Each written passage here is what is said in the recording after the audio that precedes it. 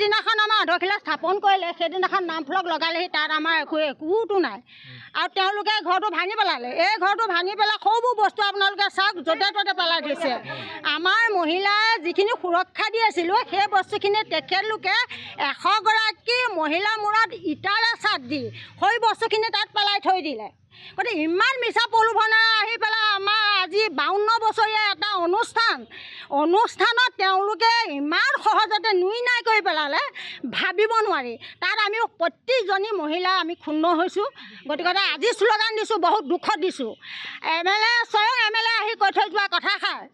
যে মই কামত আহিছোঁ মোৰ মাথা বেয়া হৈছে কথা নাপাতিব বুলি মহিলাক ক'লে তেতিয়াহ'লে আমি ইয়াত ক'ত স্থান পাম সেয়েহে বহুত জানি বুজি লৈ এতিয়া অনুতপ্ত হৈছোঁ সেইকাৰণে আমাক যদি তেখেতলোকে চুক্তিপত্ৰ লিখি নিদিয়ে সম্পূৰ্ণ কৰ্তৃত্ব নিদিয়ে তেতিয়াহ'লে আমি ইয়াত এটা কাম কৰিবলৈ নিদিওঁ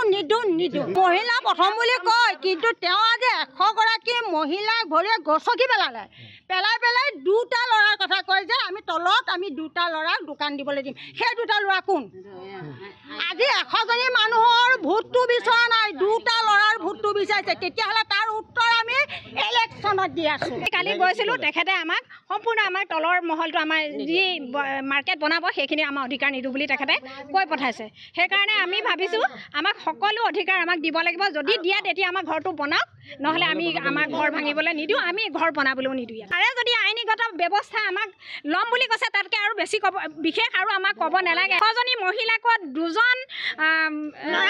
ল'ৰা ক'ত গতিকে আমি মহিলাসকলে যদি ইয়াত আমি ইনকাম কৰি যদি ইয়াতে দোকান দুখন দিয়াত আমাৰ বিধায়ক মহোদয়ৰ কি আপত্তি আছে গতিকে আমাক দোকানো লাগে সম্পূৰ্ণ মহিলা সমিতিৰ ঘৰৰ স্বত্বাধিকাৰ আমাৰ সমস্ত মহিলাক দিবৰ বাবে আমি বিধায়ক মহোদয়লৈ এতিয়াও পুনৰ আমি অনুৰোধ জনাইছোঁ ধন্যবাদ নাৰী সবলীকৰণ নাৰী উন্নতিকৰণ নাৰীক লাখপতি বাইদেউ বনায় কিন্তু আমি 100জনী বাইদেউক আজি ক'ত লাখপতি বাইদেউ বনাইছে আমাক লাখপতি বাইদেউ বনোৱা নাই আমি অৰুণোদয় আঁচনি বিচাৰি আমি ছাৰৰ ঘৰলৈ যোৱা নাই আমি পোৱাও নাই যোৱাও নাই গতিকে আমি যিটো বিচাৰি গৈছোঁ 100জনীয়া মহিলা সমিতিখনৰ আমি ন্যায়স্থ স্বাৰ্থ বিচাৰি গৈছিলোঁ তাতে আমাক যদি আমি ঘৰটো হেনো তেখেতক বনাবলৈ নিদিওঁ তেখেতে আমাক আইনীগত ব্যৱস্থা ল'ম বুলি কৈছে গতিকে আমিও ইয়াত 100জনী পৰি দিম তেওঁ কি আইনীগত ব্যৱস্থা লয় আমি দিবৰ কাৰণে সম্পূৰ্ণ ৰাজি আছোঁ যিহেতুকে বিহপুৰীয়া বিধানসভা সমষ্টিৰ বিধায়ক মহোদয়ে সদায় আমাক কৈ আছে যে বিহপুৰীয়া প্ৰথম মহিলা প্ৰথম কিন্তু আজি আমি বিহপুৰীয়া প্ৰথম মহিলা প্ৰথম এই শ্লোগানত আমি কিন্তু মহিলাসকলে ন্যায় পোৱা নাই আমাক মহিলাসকলক বিহপুৰীয়া সমষ্টিৰ বিধায়ক মহোদয়ে বিহপুৰীয়া তেওঁৰ মানে আৱাসগৃহত আমাক কিন্তু সেইদিনা কালি তাৰিখত আমাক অপমান কৰি পঠাইছে আমাৰ ভাত্ম মহিলা শিল্পী সমবায় সমিতিখনে 1972 চনতে আমি ৰেজিষ্ট্ৰেশ্যন কৰিছিলোঁ এই সমিতিখনে আজি যোৱা 52টা বছৰে আমি এইখন সমিতি এই গৃহটোতে আজি আমি কাৰ্যনিৰ্বাহ চলাই আহিছোঁ গতিকে সমষ্টিৰ বিধায়কক আমি ইয়ালৈ নিমন্ত্ৰণ কৰি আনিছিলোঁ আৰু নিমন্ত্ৰণৰ সাপেক্ষত তেওঁ আমাক এই ঘৰটো এটা দিম বুলি কৈছিলে গতিকে দিম বুলি কৈছিলে সত্য আমালৈ এটা 10 লাখ টকা আহিছে বুলি আমাৰ বাৰ্তাবাহক শ্ৰী হেমন্ত বৰাই আমাক জনাইছিলে আৰু সেইমৰ্মে আমি তেখেতৰ আমি মহিলাসকল লগত থাকিব বুলি কৈছিলে গতিকে আমাক মানে ঘৰটো বনাবলৈ বিচাৰিছিলে আমি সেইমতে তেওঁ যিহেতুকে আমাক সম্পূৰ্ণ কৰ্তৃত্ব প্ৰদান কৰিম বুলি কৈ ঘৰটো ভাঙিবলৈ আমাক বিচাৰিলে আমি তেখেতলোকক দিলোঁ যিহেতুকে ঘৰটো আমাক লাগে ঘৰ এটা যদি ভাল হয় আমাৰ ভাল লাগিব আমি ভালকৈ থাকিবলৈ পাম এতিয়া কথাটো হ'ল কি আমাক যেতিয়া আমাৰ কালি শল্যনাখত আমি দেখিলোঁ যিখন ফলক বনালে ফলকখনত আমাৰ মহিলা সমিতিৰ নাম নাই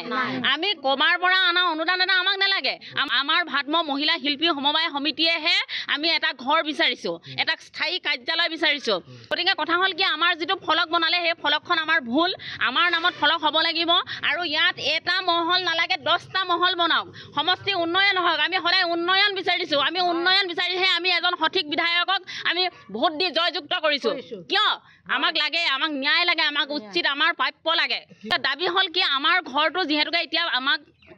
মহিলাসকললৈ প্ৰথম ক'লে কিন্তু তেখেতলোকে এতিয়া 3টা ফ্ল'ৰ বনাব 3টা ফ্ল'ৰৰ আগত যিটো গ্ৰাউণ্ড ফ্ল'ৰ হ'ব গ্ৰাউণ্ড ফ্ল'ৰটো আমাক নিদিয়ে কোনো কাৰণত আমাক নিদিয়ে কোনো কাৰণত যেতিয়া আমাক নিদিয়ে, যদি আমাৰ তলৰ ভৰিৰ তলৰ মাটিকণেই নাই, আমাৰ ওপৰৰ মাটিকণ কেনেকৈ হ'ব? গতিকে সেইকাৰণে আমি বিচাৰিছোঁ আমাৰ ভৰিৰ তলৰ মাটিকণ লাগে, মানে আমাক গ্ৰাউণ্ড ফ্ল'ৰটো সম্পূৰ্ণ কৰ্তৃত্বত দিয়ক। 10টা মহল নালাগে, যেইটা মহলেই বনাওক, সম্পূৰ্ণ ভাত্ম মহিলা শিল্পী সমবায় সমিতিৰ হ'ব লাগিব। গতিকে আমাৰ ভৰিৰ তলৰ মাটিকণ আমাক প্ৰথম লাগিব, তাৰপাছতহে আমি ওপৰতো চিন্তা কৰিম। অৰ্থাৎ স্বনিৰ্ভৰ নাৰী আঁচনিৰ জৰিয়তে আমি কাপোৰ বৈছোঁ, বিক্ৰী কৰিছোঁ, যিখিনি হেণ্ডলুমত দিবলগীয়া হৈছে সেইখিনি আমি হেণ্ডলুমত দিছোঁ। বাকীখিনি কাপোৰ আমি, তেওঁ এজনী পঢ়া শুনা মানুহ, মই এজনী পঢ়া শুনা মানুহ, তেখেতলোক প্ৰতিজন এজনী পঢ়া শুনা মানুহ, আমি কাপোৰৰ জুলুঙা লৈ টোপোলা লৈ আমি ঘৰে ঘৰে বিক্ৰী কৰিছোঁ। আমি কি নিবনুৱা নহয় নেকি? গতিকে আমাৰ তলৰ দোকান দিব, কিবা দিব, এইবিলাক কথা আমি একো নাজানো। যদি দোকান দিম আমি নিজেই দিম, আমাৰ মহিলা সমিতিয়ে দিব, এজনে নিদিয়ে। গতিকে আমাৰ মহিলা সমিতিৰ ঘৰটো যিহেতুকে আমি স্বত্বাধিকাৰী।